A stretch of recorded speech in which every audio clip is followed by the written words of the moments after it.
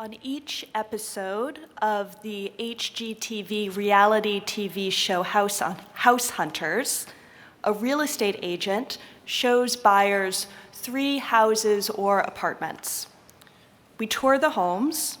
The buyers bicker over whether to prioritize size or location.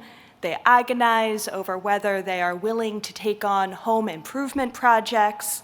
And then, at the end of the 22-minute episode, they choose a home. Often, the buyers have a specific requirement that feels to us viewers somewhat random. They'll say something like, "I can't imagine living in a ranch. I need bedrooms to be upstairs." And then they explain why, by telling us about the house in which they grew up. "I grew up in a colonial. That's what feels like home."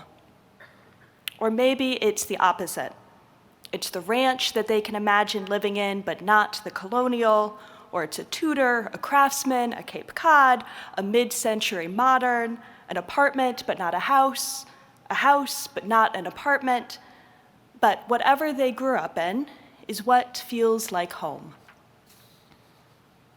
For many of us, in so many ways, the word home evokes the past. When we hear home, we imagine not the place we will return to tonight, but the space of memories. Perhaps memories of home are peaceful, and perhaps they are fraught or even traumatic.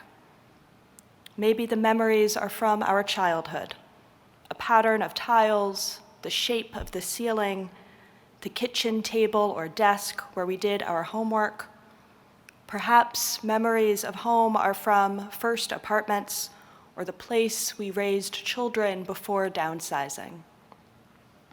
And most of all, when we think of home, we think of the people whose presence defined home for us. The sound of laughter or the voices that drifted as we were nestled in bed, the smells of cooking, cigars, smoke, or perfume, the tug as they braided our hair, the solid warmth of their hand in ours.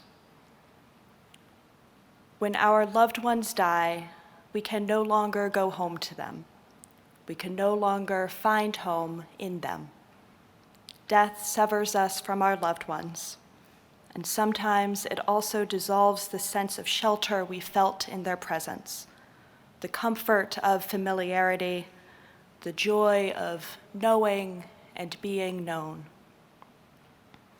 Psalm 27 is traditionally read each day from the beginning of Elul through today, the last day of Sukkot. It begins with a poignant plea, "Achat sha'alti me'et Adonai ota avakesh." One thing I ask of the Eternal, only that do I seek.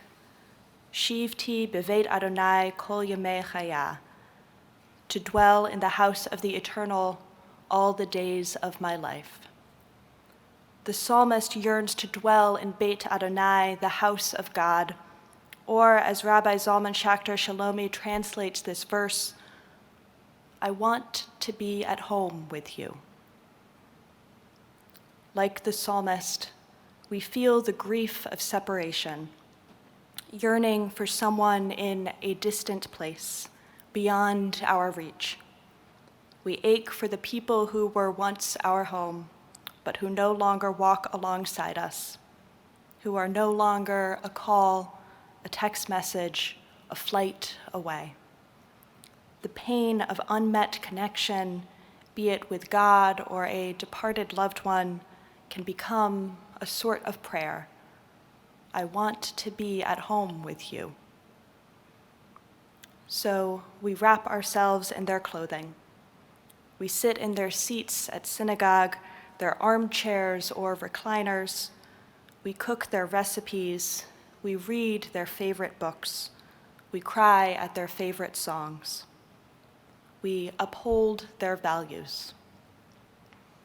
Brian Stevenson, founder of the Equal Justice Initiative, tells a story about his grandmother, the family matriarch.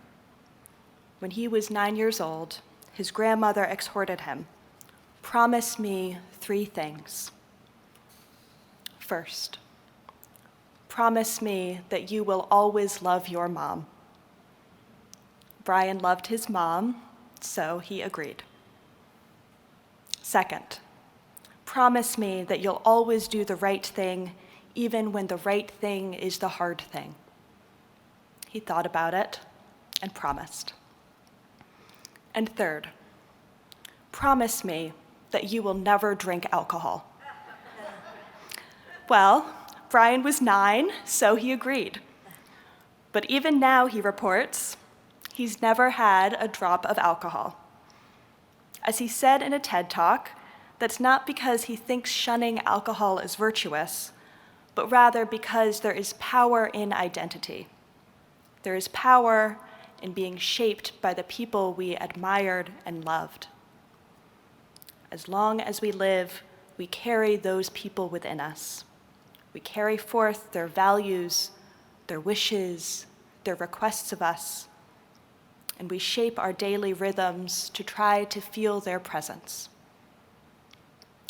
Eli Sharabi spent 14 months in captivity in Gaza. His wife and daughters were killed on October 7th, and his brother's body was returned from Gaza just yesterday. Eli describes how now, every day, he begins his morning with a walk by the sea. The blue horizon and the ocean waves remind him of his brother Yossi, who loved to surf. We try to see life through the eyes of our deceased loved ones. We try to understand their values anew and imagine how we can make them proud. We study what made them tick, what brought them joy. We try to connect to them even after their deaths.